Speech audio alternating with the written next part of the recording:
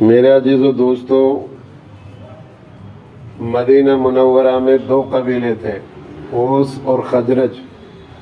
ایک کا نام اوس تھا، ایک کا نام خزرج تھا۔ وہ صدیوں سے آپس میں لڑتے رہتے تھے۔ ان کے اندر اتنا اختلاف تھا، اتنی لڑائی تھی۔ ایک آدمی ان کا مرتا تھا تو وہ کہہ کے جاتا تھا میرا بدلہ لے لینا، تو صدیوں سے لڑائی ان کی چلتی رہتی تھی۔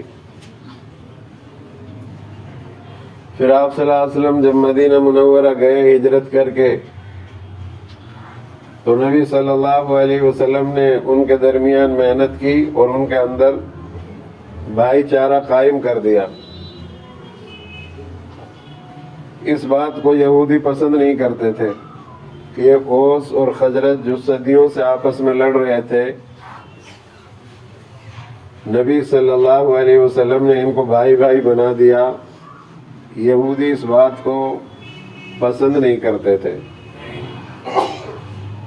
اور اللہ تعالیٰ یہ بھی فرما رہا ہے کہ محمد صلی اللہ علیہ وسلم اگر دنیا کے سارے خزانوں کو اور سارے دولت کو ان پر آپ خرچ کر دیتے تب بھی ان میں آپ اتنی محبت پیدا نہیں کر سکتے تھے۔ میں نے ان کے درمیان جو محبت پیدا کر دی، تو اللہ ہی دلوں کو پھیرنے والا ہے اور اللہ ہی آپس میں محبت پیدا کرنے والا ہے۔ انسان کی کوئی طاقت نہیں کہ دو آپس میں جو لڑ رہے ہیں ان میں محبت پیدا کرے، لیکن کوشش کرنی چاہیے اور اللہ سے دعا مانگنی چاہیے اللہ تبارک و تعالیٰ ان دونوں میں آپس میں محبت پیدا فرما دے۔ تو نبی صلی اللہ علیہ وسلم نے وہی کام کیا، مدد اللہ کی رہی اور آپس میں آپ نے ان کا بھائی چارہ قائم کرا دیا۔ تو کتنی بڑی بات ہے، اس کو یہودی پسند نہیں کرتے تھے۔ ہمیشہ وہ اس میں فراق میں رہتے تھے کہ کبھی یہ قبیلہ دونوں آمنے سامنے آئیں اور ان کی پرانی جو جنگ ہوتی تھی ان کو یاد دلا دی جائے، پرانی جنگوں کی جو ان کی یاد ہے، آپس کی دشمنی تھی، وہ اشعار پڑھ دیے جائیں۔ تو ایسا ہی ہوا۔ ایک مرتبہ اللہ کے رسول صلی اللہ علیہ وسلم مدینہ منورہ سے باہر تشریف فرما تھے، اور یہ دونوں قبیلہ آپس میں ایک دوسرے کا آمنے سامنے بیٹھے ہوئے تھے۔ ایک یہودی یا منافق تھا جو لگا ہوا تھا کہ ان میں آپس میں دوبارہ سے پھر کیسے لڑائی شروع کرائی جائے۔ تو اس یہودی نے وہی پرانے زمانے کی باتیں، ان کی آپس کی جو لڑائی اور اختلافات تھے وہ یاد دلا دی ان کو۔ اب کیا تھا، پہلے تو بات ہوئی، پھر جو ہے جھگڑا ہونا شروع ہو گیا، پھر تلوار نیام سے نکلنے والی تھی۔ اتنے میں کسی نے اللہ کے نبی صلی اللہ علیہ وسلم کو جا کر اطلاع دی کہ ایسے ایسے اوس اور خزرج دونوں قبیلہ پھر دوبارہ لڑنے کو تیار ہو گئے ہیں۔ پھر آپ صلی اللہ علیہ وسلم جلدی تشریف لائے، پھر آپ نے ان کے درمیان صلح کرائی اور ان کو سمجھایا کہ میں نے تمہیں کلمہ پر لا الہ الا اللہ پر اکٹھا نہیں کیا۔ پھر انہوں نے آپس کے اختلافات کو بلایا اور پھر وہ دوبارہ بھائی کی طرح گلے مل گئے۔ تو دوسری قومیں جو ہیں وہ چاہتی ہیں کہ آج بھی مسلمان آپس میں متفرق رہیں، شیعوں کو الگ کر دے، بریلیوں کو الگ کر دے اور دیوبندی سنی کا جھگڑا ان میں ڈال دیں۔ تو ہم لوگ جو ہے آپس میں بھائی بن کے رہیں۔ حرم پاک بھی ایک، اللہ بھی ایک، قرآن بھی ایک، کیا اچھا ہوتا جو ہوتے مسلمان بھی ایک۔ کہیں فرقہ بندی، کہیں ذات ہے، کیا پنپنے کی دنیا میں یہی باتیں ہیں۔ میرے بھائیوں، اللہ نے ہمیں کلمہ دیا ہے اور نبی عظیم الشان عطا فرمائے ہیں، اور قرآن جیسی کتاب جو اس وقت دنیا میں کسی کے پاس نہیں ہے، آپ کے پاس ہے، اس سے ہم عبرت حاصل کریں اور آپس میں محبتیں پیدا کریں۔ ہمارے پڑوس میں جتنے لوگ رہتے ہیں، 40 گھر دائیں، 40 بائیں، 40 آگے، 40 پیچھے، ہماری بلڈنگ میں جتنے لوگ رہتے ہیں ان سب سے ہمارا بیک وقت تعلق اچھا رہنا چاہیے۔ کسی بہار والے کو حقیر نہ سمجھو، کسی بنگال والے کو بنگالی کہہ کر نہ پکارو، کسی پنجابی کو پنجابی مت کہو، کسی کا برا نام لے کر نہ پکارو۔ بہت اونچی آواز سے بات نہ کرو. اگر اونچی آواز صحیح ہوتی تو گدھا کتنی زور سے چیختا ہے, گھوڑا کتنی زور سے چیختا ہے, ان کی آواز پسندیدہ ہونی چاہیے تھی, لیکن ان کی آواز کو پسند نہیں کیا جاتا. اللہ تعالیٰ قرآن میں ہمیں یہ فرما رہا ہے, ایک دوسرے سے سلام کو عام کرو, تمہارے درمیان محبت پیدا ہو جائے گی, تم دنیا میں لوگوں کے درمیان مقبول بن جاؤ گے. اپنے اندر سے گھمنڈ, غرور, انانیت کو ختم کرو. جو پہلے سلام کرے گا اللہ اس کو اور زیادہ نیکی عطا فرمائے گا. اور سلام صرف السلام علیکم نہیں, ہمارے نبی جو سلام کرتے تھے السلام علیکم ورحمۃ اللہ وبرکاتہ, اور جواب دینے والا اس طرح جواب دے وعلیکم السلام ورحمۃ اللہ وبرکاتہ.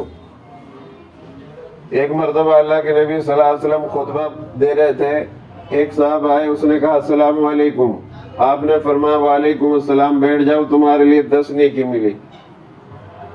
پھر تھوڑی دیر بعد ایک دوسرے صاحب آئے, اس نے کہا السلام علیکم ورحمۃ اللہ, آپ نے فرمایا وعلیکم السلام ورحمۃ اللہ, بیٹھ جاؤ تمہارے لیے 20 نیکیاں ملی. تھوڑی دیر بعد تیسرا بندہ آیا, اس نے کہا السلام علیکم ورحمۃ اللہ وبرکاتہ, آپ نے فرمایا وعلیکم السلام ورحمۃ اللہ وبرکاتہ, بیٹھ جاؤ تمہیں پوری 30 نیکیاں ملی. جو سلام کو عام کرے, پہل کرے سلام میں, اللہ اس کو عزت عطا فرمائے گا. 3 دن سے زیادہ کسی سے چھوٹ چھٹاؤ مت رکھو. 3 دن سے زیادہ کسی سے بات چیت بند کر کے نہ رکھو. اگر ہم لڑائی کرتے کرتے آپس میں مر گئے ہیں تو ہم دونوں جہنم میں جائیں گے لڑنے والے. ہر پیر اور جمعرات کو ہمارے اعمال اللہ کے حضور پیش ہوتے ہیں, سب کی اللہ مغفرت کرتا رہتا ہے, لیکن جو 2 آپس میں لڑنے والے ہیں ان کی مغفرت نہیں کرتا. اللہ کہتا چھوڑ دو یہاں تک کہ صلح کر لیں. ہمارا کسی سے کوئی بات ہو گئی ہو, لڑائی ہو, تو فون پر ان سے سلام کر لیں اور معافی مانگ لیں. اللہ آپ کا مرتبہ اپنی نظر میں اونچا کر دے گا, اللہ کی نظر میں آپ اونچے ہو جاؤ گے, اور اللہ آپ کو زیادہ نیکی عطا فرمائے گا. آپس کے اختلافات اور لڑائی سے دین اس طرح صاف ہوتا چلا جاتا ہے ہمارے درمیان سے, جیسے اس طرح سے بال صاف ہو جاتے ہیں. تو آپس کے اختلافات کو بند کیا جائے. دنیا میں اگر کامیابی حاصل کرنی ہے تو آپس کے اختلافات کو ہمیں بند کرنا ہوگا. عداوتوں کو ختم کرنے کے بجائے ہم لوگ بڑھاوا دے رہے ہیں, عداوتوں کو ہمیں ختم کرنا ہوگا. بھائی بھائی بن جائیں. ہم دنیا بھر کے نزاعی چکروں میں مبتلا ہیں اور کسی کو بھی ختم کرنے کی فکر نہیں ہے. بتائیے کیا ان حالات میں ہم آگے بڑھ سکتے ہیں, ترقی کر سکتے ہیں؟ کیا اتفاق اور اتحاد کی دولت کے بغیر کوئی قوم باعزت زندگی گزار سکتی ہے؟ میرے بھائیوں, اگر باعزت زندگی گزارنی ہے تو ہمیں آپس میں محبت پیدا کرنی ہوگی, اللہ اور اس کے رسول کے حکموں پر چلنا ہوگا. اسلام رنگ, نسل, قوم اور اونچ نیچ کی تعلیم نہیں دیتا. سب اللہ کی نظر میں برابر ہیں. اگر کوئی اللہ کی نظر میں بڑا ہے تو وہ ہے جو اللہ کے حکموں پر چلتا ہے, جو متقی زیادہ ہے, پرہیزگار زیادہ ہے, وہی اللہ کی نظر میں عزت دار ہے. نہ پیسے سے, نہ دولت سے, نہ امیری سے, نہ خوبصورتی سے, کسی سے اللہ کے نزدیک آپ قریب نہیں ہو سکتے. اگر آپ قریب ہو سکتے ہو تو دینداری کی بنیاد پر اللہ کے قریب ہو سکتے ہو, اللہ کی نگاہ میں آپ کا مرتبہ اونچا ہو سکتا ہے. تو انشاءاللہ آپس میں محبتیں پیدا کریں گے. قرآن مجید میں اللہ تعالیٰ فرما رہا انما المؤمنون اخوہ, مسلمان کا بھائی ہے. کسی کو حلال نہیں کہ اپنے بھائی کو تکلیف پہنچائے.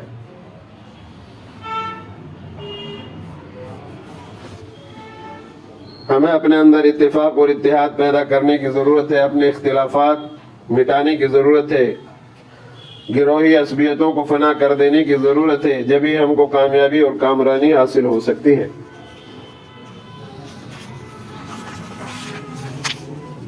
اللہ تعالیٰ فرماتا ہے ان ینصرکم اللہ فلا غالب لکم,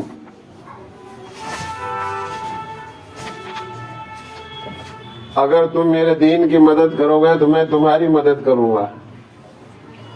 آج ہم نے اللہ کے دین کی مدد کرنا بند کر دی، اس لیے اللہ نے بھی ہمارے اوپر سے اپنی مدد کو اٹھا لیا ہے۔ صحابہ اللہ کے دین کی مدد کرتے تھے، اللہ ان کی مدد فرماتا تھا۔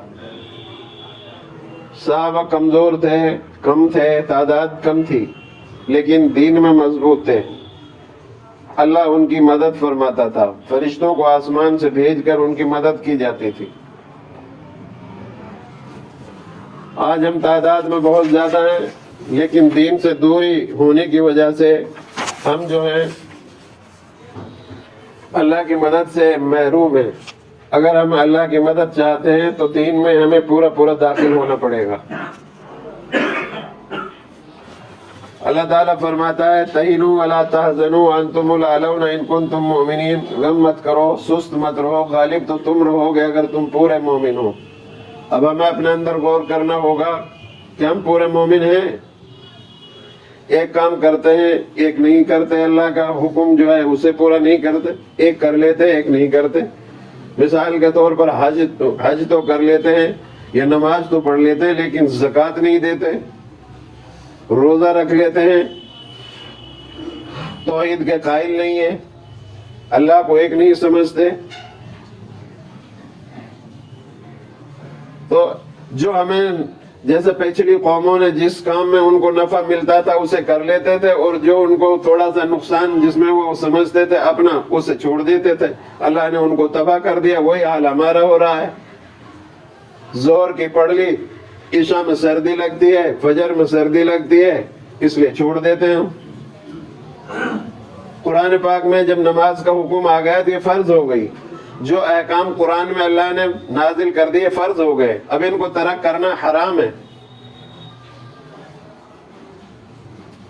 تو ہم لوگ سمجھنے کی ضرورت ہے ہمیں، جس طرح جمعے کی نماز فرض ہے اس طرح عشاء اور فجر کی نماز فرض ہے۔ فجر میں آپ جماعت میں شریک ہوتے ہو یا نماز پڑھتے ہو اپنے، تو فرشتے جو ڈیوٹی بدلتی ہے اللہ ان سے پوچھتا ہے میرے بندے کو کیسا پایا؟ کہ جی ہم تو اسے ذکر میں چھوڑتے آئے ہیں۔ پھر دوسرے فرشتے آتے ہیں، وہ عصر کے وقت جاتے ہیں۔ اگر آپ نے عصر کی نماز بھی پڑھ لی، اللہ ان سے پوچھتا ہے کہ میرے بندے کو کس حال میں چھوڑا؟ کیونکہ جی وہ اللہ کے ذکر میں تھا۔ تو آپ کی ڈیوٹی اللہ کے ذکر میں لگتی ہوئی اللہ لکھتا ہے۔ اگر آپ آفس میں کام کرتے ہیں اور وہاں آپ کو نماز پڑھنے کا موقع نہیں ہے اور وہاں اجازت نہیں ہے کہ آپ نماز پڑھیں، تو یہ مجبوری ہے۔ اس میں اللہ تعالیٰ آپ سے پوچھ گچھ نہیں کرے گا، لیکن آپ اس نماز کو پڑھنے کی کوشش کرو، اور ایسے آفسوں میں کام کرو جہاں پر آپ کو نماز پڑھنے کی اجازت ہو۔ اگر لوگ یہ کہتے ہیں آفس والے کہ پانی آپ کی گرتا ہے جب آپ وضو کرتے ہو اور سارا ہمارا غسل خانہ باتھ روم بھیگ جاتا ہے، تو آپ ایسا کرو کپڑا لے لو، بھیگو کر اپنے چہرے پر پھیر لو، ہاتھوں پر پھیر لو، کوئی جگہ خشک نہ رہے، اور پیروں پر پھیر لو، مسح کر لو، تو ان کا بھی نقصان نہیں ہوگا، آپ کا بھی نقصان نہیں ہوگا۔ اور چھوٹی چھوٹی صورتوں سے چپکے سے نماز ادا کر لو، لیکن نماز کو ترک مت کرو۔ اگر آپ سفر میں ہیں تو اللہ اجازت دیتا ہے کہ بجائے 4 کے 2 رکعت پڑھو، اور اگر آپ کو موقع ہی نہیں مل رہا ہے وہاں تو آپ قضا آ کر اپنے گھر پہ پڑھ لو۔ اللہ تعالیٰ غفور الرحیم ہے، معاف کرنے والا ہے۔ آج کے حالات کے اعتبار سے اپنے گھر پہ آ کر کے نہیں قضا نماز پڑھ لو، زور زبردستی ٹرین میں یا ایئرپورٹ پر یا پھر ہوائی جہاز میں سواریوں میں زور زبردستی کرنا مناسب نہیں ہے۔ اللہ سب دیکھ رہا ہے، ہماری حالت ہے، اللہ ہماری کیفیت کو جانتا ہے۔ ہم نماز پڑھنا چاہتے ہیں لیکن حالات نہیں ہے، تو اللہ تعالیٰ اس پر آپ سے مواخذہ نہیں کرے گا۔ اس کے بعد اللہ فرما رہا ہے من عمل صالحا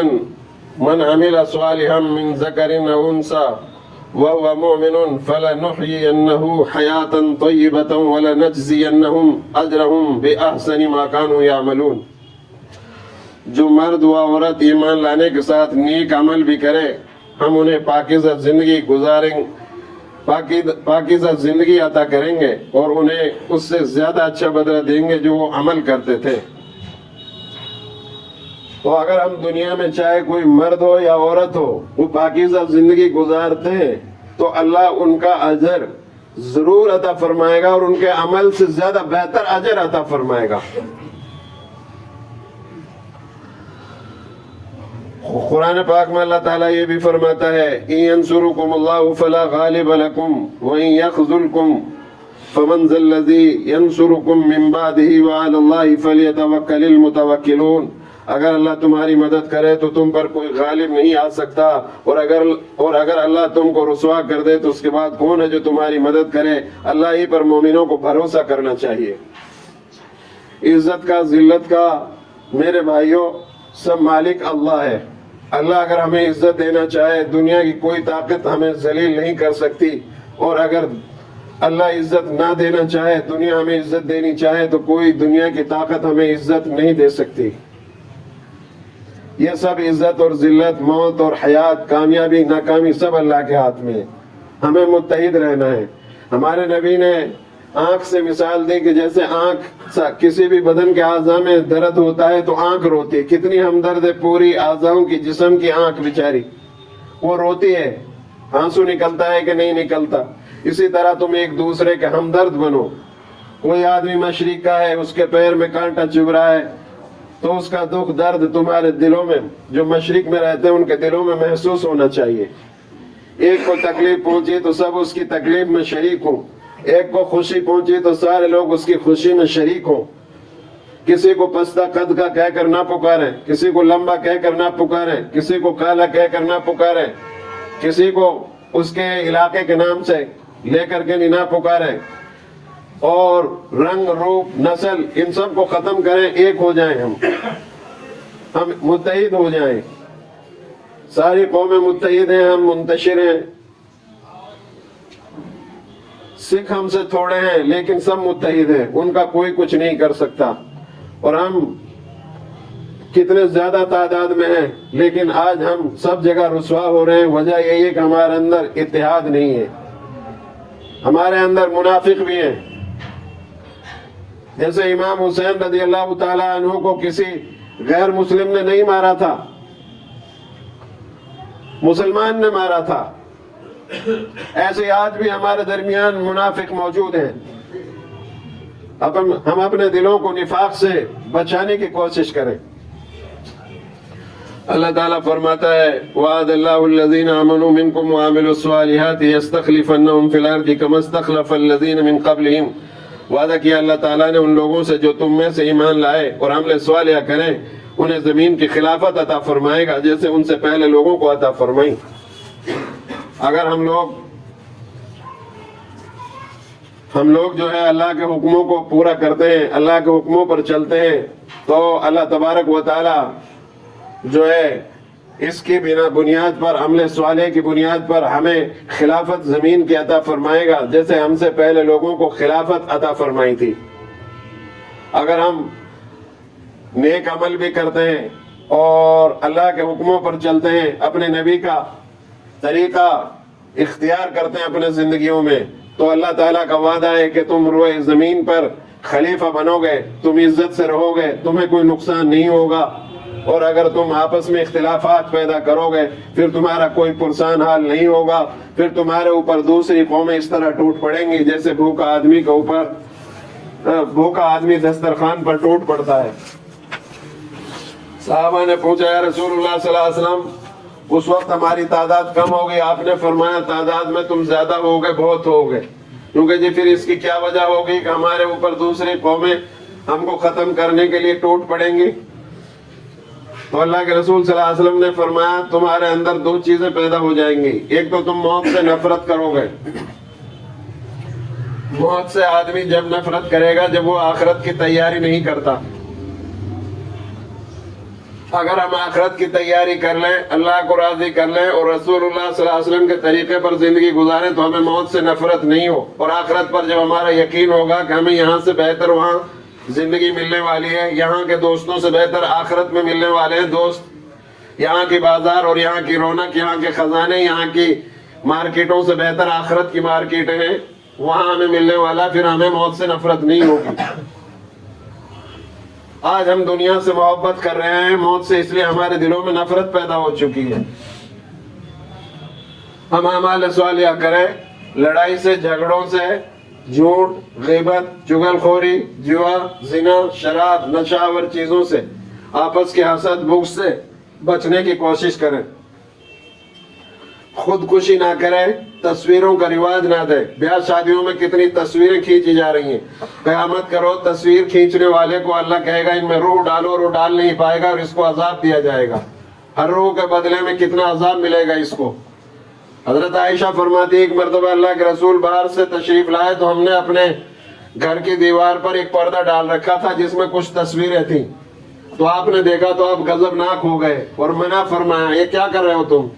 وہ تصویریں ہٹائی، پھر آپ نے اندر داخل ہوئے۔ جبرائیل نے ایک مرتبہ آپ سے آنے کا وعدہ کیا، جبرائیل نہیں آئے۔ پھر حضرت اللہ کے رسول صلی اللہ علیہ وسلم بہت ناراض ہو رہے تھے کہ وعدہ کیا اور آئے نہیں جبرائیل علیہ السلام۔ تو دیکھا گھر کے اندر کتے کا بچہ چارپائی کے نیچے بیٹھا ہوا تھا، آپ نے اس کو بھگایا، تب جا کر کے جبرائیل امین آئے اور فرمایا کہ میں کیسا آ سکتا ہوں جہاں تصویر ہو یا کتا ہو۔ آج کتنے گھر ایسے ہیں جن میں کتے پالے جا رہے ہیں، ہمارے بلیوں کی باقاعدہ کتوں کی تجارت ہو رہی ہے۔ ہم ہر کام کو چھوڑ چکے ہیں، اسلام کے ہر برائی کی طرف جا رہے ہیں۔ ملک شام کی حالات آپ دیکھ رہے ہیں کیا حالات ہے۔ اللہ کے رسول صلی اللہ علیہ وسلم نے فرمایا تھا کہ ملک شام دمشق میں جامع مسجد پر حضرت عیسیٰ علیہ السلام اتریں گے، اور اگر دمشق اور شام جو ہے ملک شام برباد ہو گیا، تباہ ہو گیا، تو پھر کوئی بھلائی دنیا میں باقی نہیں رہے گی۔ یہ وہ خطے ہیں جن میں انبیاء علیہ السلام مدفون ہیں اور انبیاء علیہ السلام زیادہ آئے ہوئے ہیں۔ یہ ہماری نا اتفاقی کی وجہ سے دوسری قومیں ہم سے فائدہ اٹھا رہی ہیں، ہمیں مار رہی ہیں۔ اگر ہم ایسا کریں گے، نا اتفاقی اپنے اندر پیدا کریں گے، تو سب یہ ہمارے ساتھ بھی یہاں ایسا ہوگا۔ ہم متحد رہیں، اتفاق سے رہیں، اللہ کی رسی کو مضبوط پکڑیں، دین کو، نمازوں کی پابندی کریں، توبہ اور استغفار کریں، عورتیں گھروں میں نماز پڑھیں، مرد مساجد میں، آپس کے اختلافات کو ختم کریں، سلام کو عام کریں، آخرت کی قبر کی تیاری کریں، ناجائز دولت کو نہ سمیٹیں۔ اللہ سے دعا ہے اللہ مجھے اور آپ سب کو عمل کرنے کی توفیق نصیب فرمائے۔